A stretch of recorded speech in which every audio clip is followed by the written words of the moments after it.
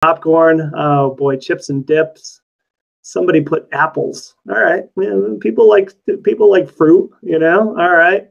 More potato chips. Oh, awesome. Yeah. That is good. Yeah. Cheesecake. All right, Kaylee. I like that too. That's one of my favorites. Yeah, chocolate, Nancy, any type of chocolate for me.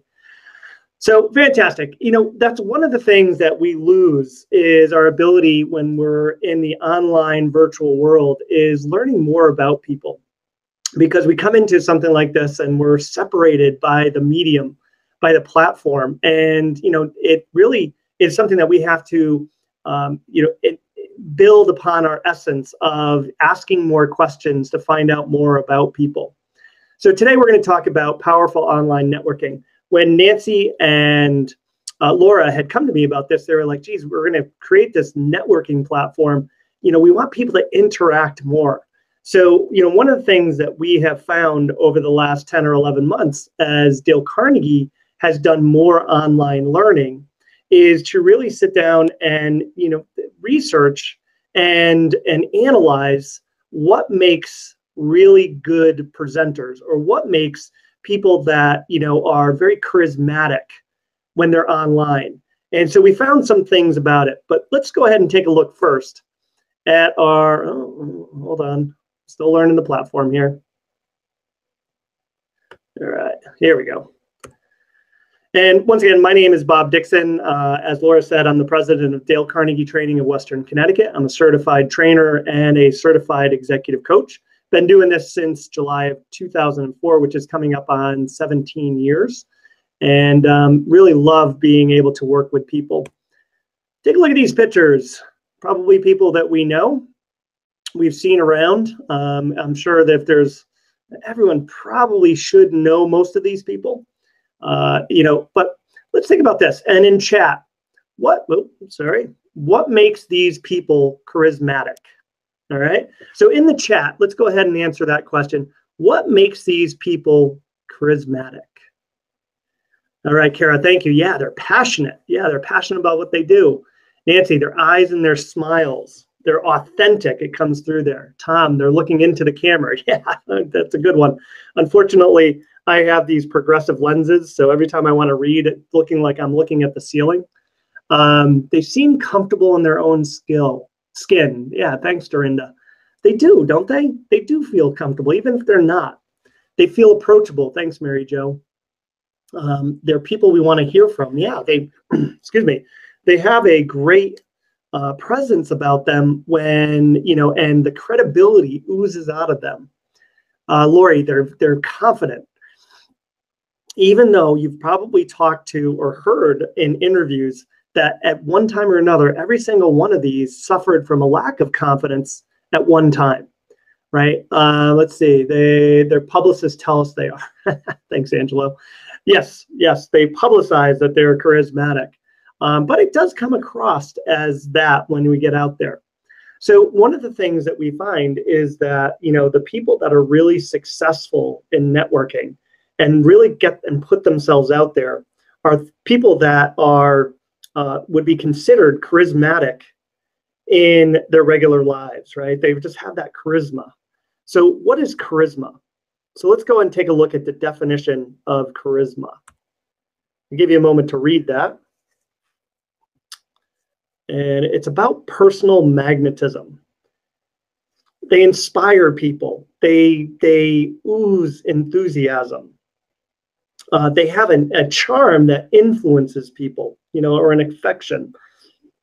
It's interesting because Mr. Carnegie had said very early on in his career, as he was interviewing people and developing programming for his students, because our business started back in 1912. So in October of this year, our business is going to be 109 years old, if I do my math correctly. And so, you know, very early on, he started finding that his students really needed a way to connect with people. So he started researching it. And at the time, that type of research, you couldn't just go to Google. This is back in the early 1900s. You couldn't go to Google, so you had to read what was out there. So he would spend a lot of time in the library, or he would do a lot of interviewing as he got more recognized in the New York City and the metro area. And then he built off of that. And one of the things that he found was the most charismatic people, the people that were just gathered people around them, were very enthusiastic. And that was one of the secrets to success that Dale Carnegie found. And, you know, that enthusiasm, and you tie that together with the charisma, and all of a sudden, you know, people want to hear what you want to say. And when we're in a networking situation, that's something that we want to do too. We want to draw people to us. And, you know, and there's a lot of different variables that go into that charisma. So in the chat, let's talk about what are variables, what are attributes or characteristics that you find in very charismatic people. What are the characteristics of charisma? Go ahead and put those down. All right, Kara, extrovert. Yeah, but I mean, it's interesting that we say extrovert. They're outgoing people, but that doesn't mean that everyone has to be an extrovert to be charismatic either, right? There's a book by the name of Quiet, and I'm trying desperately to remember the author's name, but the book is about quiet, and it's all about how introverts can be very successful. Angela, you put down they're engaged, right? Yeah, they're engaged with the person that's right near them. When we're talking about networking, that's one of the things that we really want to focus on, is being in the moment with the person. They make good eye contact. Yes, eye contact is something, if we're talking about presentations or in a networking situation, it really helps to connect what you're saying. And it really focuses the person on, as Angelo said, listening, right? Oh, thank you, Monica. Quiet by Susan Cain. Great book about how introverts can be very, very effective, very successful. They don't always have to be extroverts. Let's see what else. They listen, they're authentic, they're passionate. Yeah, so that's a lot of the characteristics about charisma, is really focused on, you know, what you put out there into the world. And that's where a lot of the charisma comes from. So think of a person in your life you would rate as highly charismatic, right? And then think about what you like about that person. Good. Now, think about if you were going to change who you are, or if you were going to try and, you know, and develop your charisma to a higher level than what it is today. You know, even if we do small incremental changes, what would you do differently? So in chat, let's go ahead and put that down. What would you do differently to increase your level of charisma? All right, this is kind of the commitment thing that we do with Dale Carnegie, is we ask people to think about something and then what would they commit to doing differently? Go ahead and put that down in chat. What is one thing that you would commit to doing differently to improve your charisma? I was probably taking a moment to think about that. Yeah, so Karen, yeah, definitely be a better listener. Yeah, and which is something that the attributes that we had focused on. And let's see, Kaylee, be more confident. Yeah, absolutely. You know, and sometimes, as Dale Carnegie said, is confidence comes from within, even if we're not feeling it. Because he said, fake it till you make it, right? You probably heard that term before. Well, Dale Carnegie always said it is that our feelings follow our thoughts, right? So we can talk ourselves into a bad day just as easily as we can talk ourselves into a good day. And if we're not feeling confident, sometimes we can talk ourselves into that confident and project that out there so that people will be more willing to find us credible and find us, you know, interesting, that they want to hang out and do more networking with us. Laura, approach more people. Yep, we got to kind of get out of our comfort zone sometimes, where we're focusing on, well, I'm comfortable here, right? It's the same thing. And in a networking environment, right, a social situation, what do we normally do? We gravitate to the people that we're comfortable being around, the people we like, right? And guess what? In an online virtual environment, we don't even have to do that.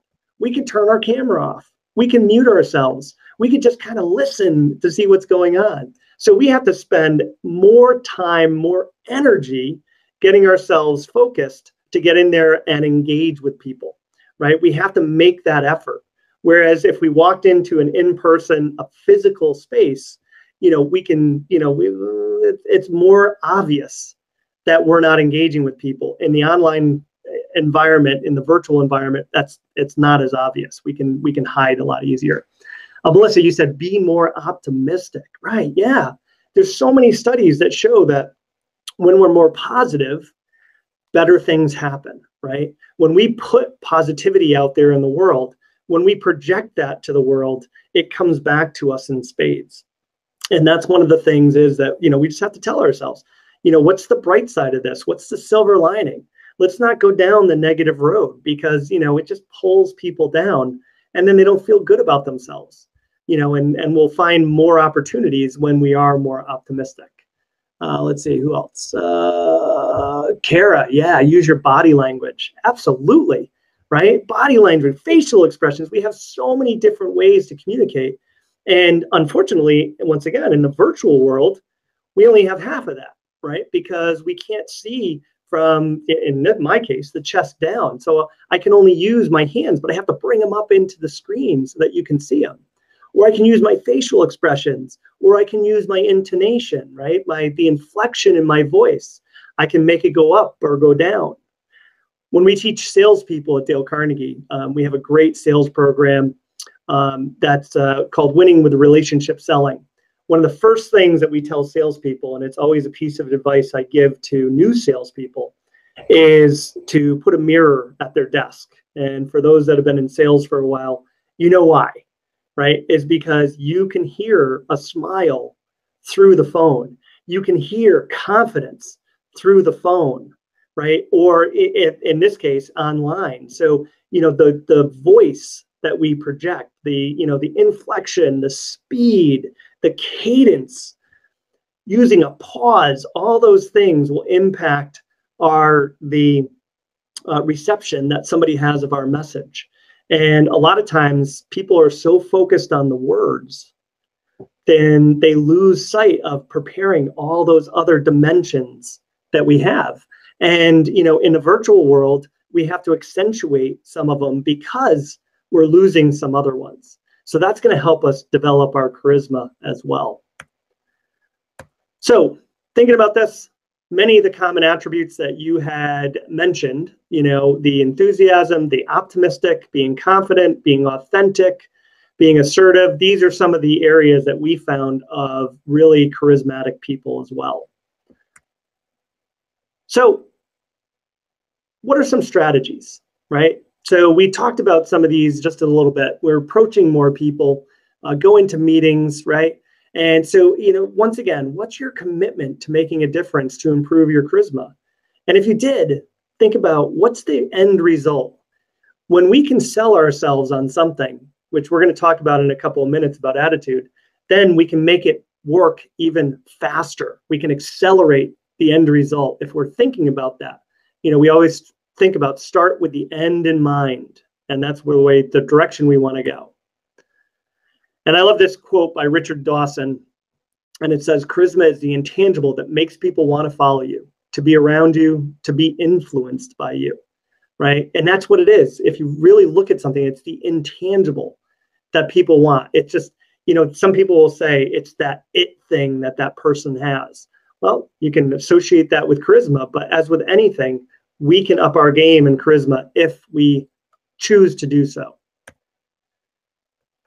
We're going to test this out. I have no idea if this is going to work, but this is a video that I have. I'll see if it will play for you. If it does play, use the reaction and let me know, because I haven't used this platform before. So. In 1930, the Republican-controlled House of Representatives. Go ahead and give me a reaction if you're hearing it. All right. Anyone? Great Depression passed the anyone? Uh-oh.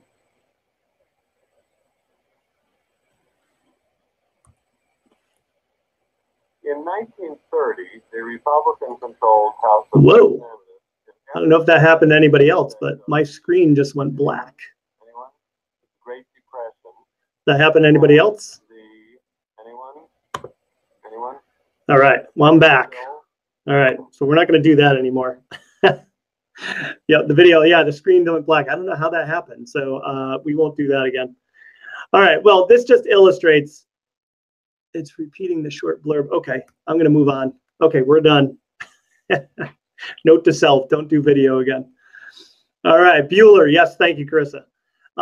So think about that. That was an example of a low energy in a presentation or in an engagement.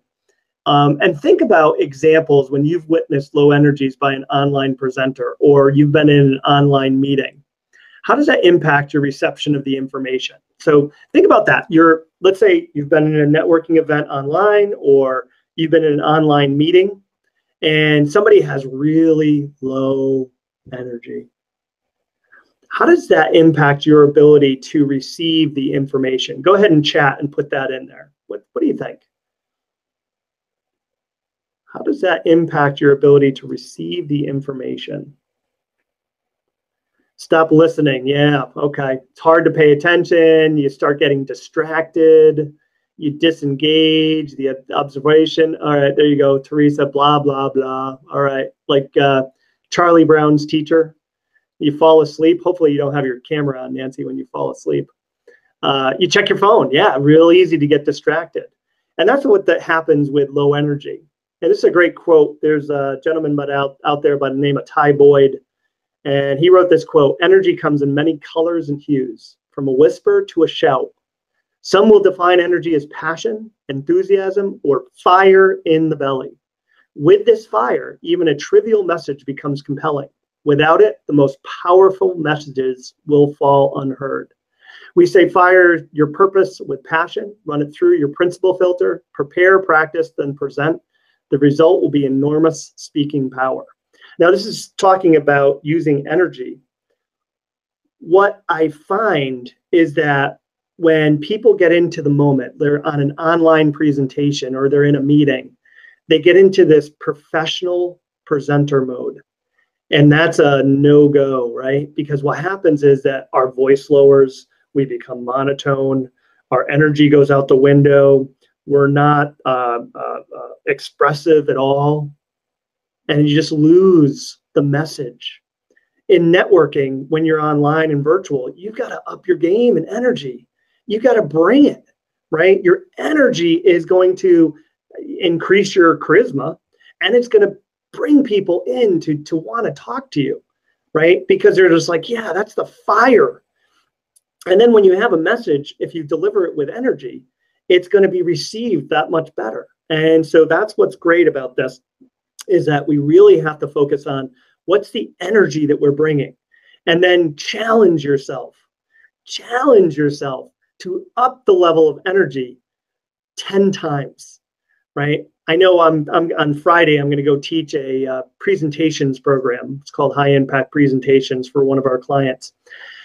And in that presentations program, we are going to have a conversation about improving energy. And what's going to happen is that I'm going to be up in front of the whole group. And as a trainer or a facilitator, I'm instructed that if I want to bring somebody through my energy to a 10, like a level of 10 engagement, I have to go to a 14 or 15, because they'll only go up to the lowest denominator, right? So if I go to 15, they'll come up to 8 or 9. Right? But if I only go to 10, they'll only come up to 4 or 5. So I have to showcase and be the example for energy for them to get them up. But I'm also going to challenge them to improve their energy and see what it comes to the table. And, one surefire way to do that when you're going into a networking event, or you're going in to give a presentation, or you're going into that online meeting, is to film yourself. Take your phone, film yourself and see what your energy level looks like. And if you don't think it's high enough, do it again and up that level, right? That's one of the keys that we find to really good online networking. And Dale Carnegie wrote about this in one of his books. And he said that, remember, improving energy, there's 3 E's when you're doing your presentation. So the first one is, if you've earned the right through study or experience, then you're going to come across as credible. But he also said that you have to be excited about your topic. You have to be passionate, right? You have to have a positive feeling about your subject, there's got to be some connection between what you're presenting, what you're communicating, that comes from you, right? It's not just like you're replaying information from the newspaper that you just heard, but there's some connection to it. And then you got to be eager to project to your value, project the value to your listener. You have to be able to be eager to do it. Like you're so excited and you're eager that you want to get that. They've got to know the message. And that's one of the key things that we want to focus on, is those 3 E's, so that we can improve our energy. So in the chat, let's go ahead and put down, somebody just put down they lost me. Am I lost? I'm still here. All right, Tom, hopefully you can see me. Okay. All right, so what are additional ways to improve your energy? In the chat, please go ahead and put down, what is one commitment that you'll make to improving your own energy? What can you do differently? So for me, I'm always challenging myself to up my level of game. So, and to do that, I use a lot of inflection, and I'm preparing different levels of inflection in my voice. That's one way that I improve my energy. So for you, what would that be? Teresa, sound more exciting. All right. Dorinda, be better prepared. Yeah, preparation. I can't tell you enough of how many people just prepare the words and they don't prepare the rest of the dimensions of communication. Let's see, Karen, sit up and stand up straight. Definitely. You don't want to compress your diaphragm when you're trying to project a message, especially online. So definitely sitting up, don't scrunch down. Let's see, being prepared and projects confidence. Thank you, Carissa. And talk to my audience and use the chat. There you go, Angela. Absolutely. Right? We want to engage. If we can't see everyone, get them to talk to you some way, and chat is a great way to do it. Let's see. Laura, don't eat lunch while talking. Yeah, that would be challenging, and my screen would be dirty because I'd be projecting things onto it.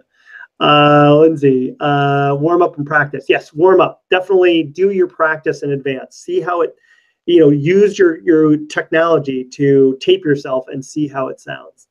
Good. Some great advice to everyone here. Hopefully you're taking that down.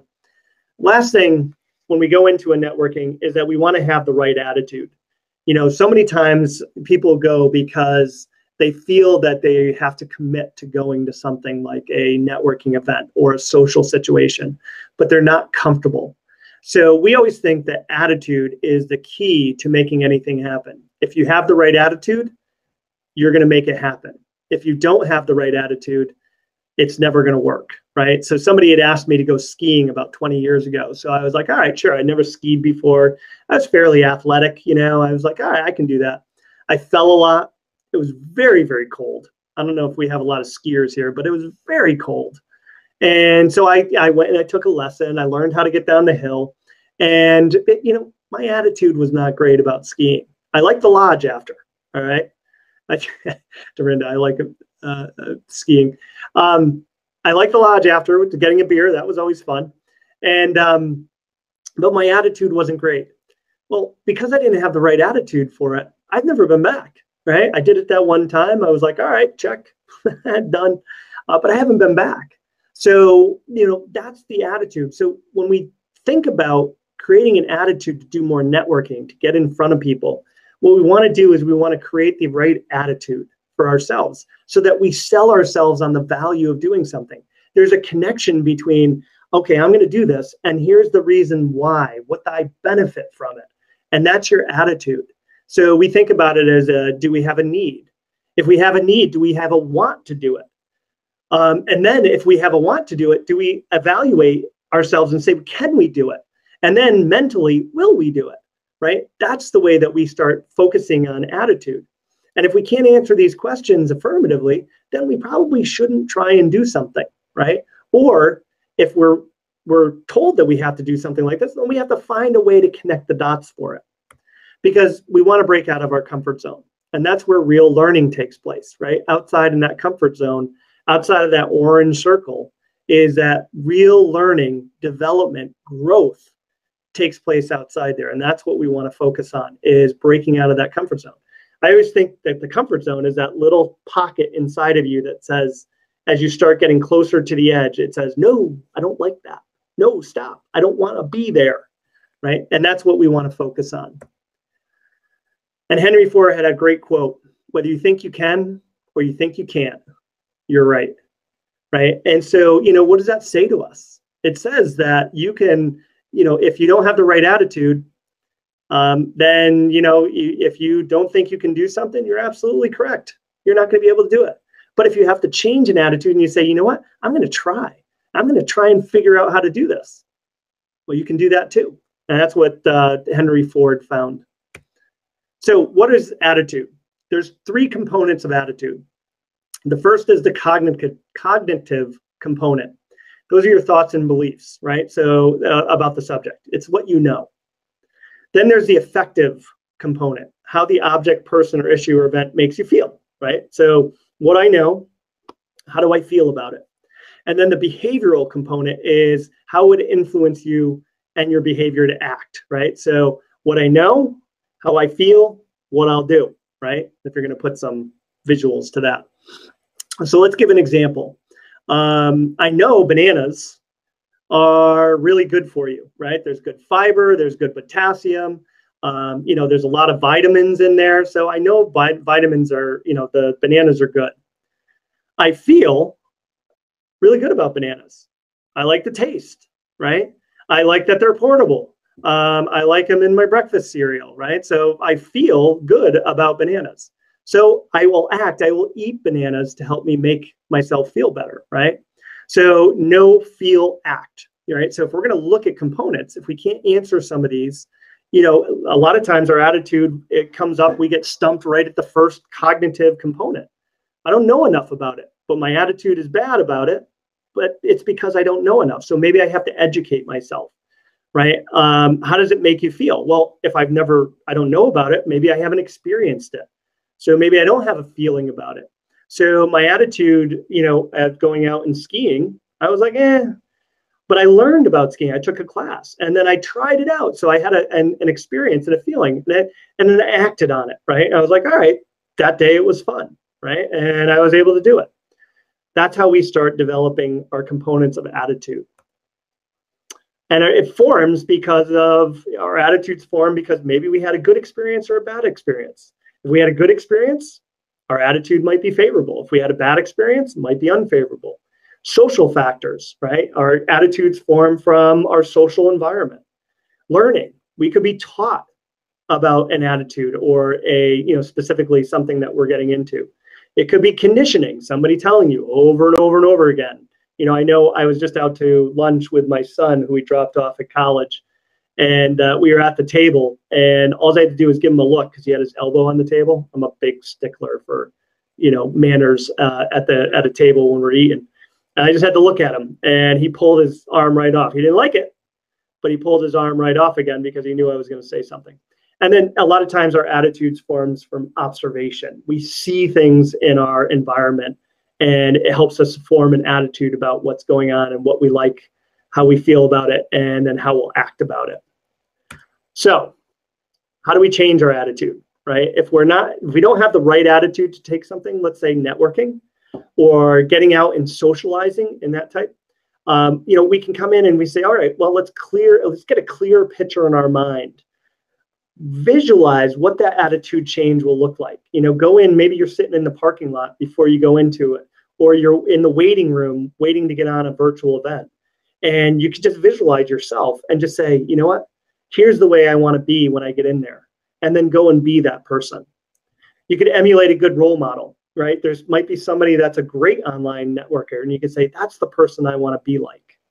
Be around positive, nurturing people. It's one of the reasons why we've stayed for so long in the Greater Valley Chamber is because of Nancy and Bill and Laura, right? They're just positive, nurturing people, and I like being around that. It makes me feel good. Think how you will benefit from the change in attitude. There's got to be a reason why you'd want to change your attitude, right? And there's got to be a benefit. Think about what that benefit is. What are you going to get out of it? You're going to get more business. Are you going to, shake off the loneliness from being at your house for all these months? And then have confidence and belief in yourself to make the change. And if you don't feel it, fake it. Because once you start getting rolling on something, it's going to make that big of a difference. So just to recap, the three things that we talked about today in developing a better virtual world for ourselves and engaging more in networking online is that we can up our level of charisma and focus on that. We can start thinking about not only the charisma, but the energy that we bring to the table, and then really impacting our attitude about, the reason why we're going to do something. So once again, it's work on your charisma, increase your energy, think about your attitude that you're bringing to the table. So I want to thank you. I want to thank the Chamber for allowing us to come out, Nancy and Laura for inviting me. So I'll bring them back now and just give you some information. Dale Carnegie, if you have any needs or desires for development training, executive coaching, assessments, or anything else, we are here for you in these topics: leadership, presentations, sales, customer service, people skills, right? A lot of things we just talked about, and organizational